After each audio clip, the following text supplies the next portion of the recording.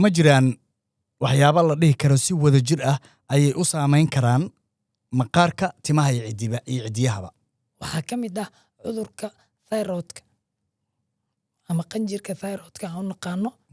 qofka jir ahaan wuu u saameynaa, timihiisana saameyn uu ku yeelan doonaa. waxaa ka mid ah macaadinta qaar oo kale haddii qofka ay ku yaraadaan, ayadana waa saameyn kale oo nagu yeelan doonto oo aad oo noo dhibaateyn doonto.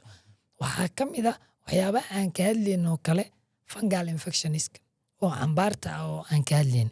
cambaartoo kale tusaaloo kale waxaa dhici karto ilmaha yaryar oo kale oo hadda dhigtaan dugsiyada ama iskuullada, waxaan aragnaa madaxooda inay cambaar ka soo baxdo oo qeybo ka mid a tinta ay la tagto haddii daawadeeda ku habboonayo oo saxda aysan helin. sidoo kale korkaan oo kalena way naga saameyn kartaa oo maqaarka timihii iyo maqaarku ay saamayso, sidoo kalena cijiyaha way naga saameyn kartaa. weliba cijiyaha marka ay saameeyaan midabkooda iyo quruxdii ay lahaayeen meesha way ka bixi doonaan. waxaa jiri doono cudurro badan oo cijiyaha saameyn ku leh, kuwaasoo kana turjumi doonaan muuqooda marka sida oo u muuqdo cudurrada qaar oo la dhihi doono qofkan maadaama cijiyihiisa ay saas yihiin cudur hebel oo qabaa, dhibaato hebel aa taagan la dhihi doono ha jirto.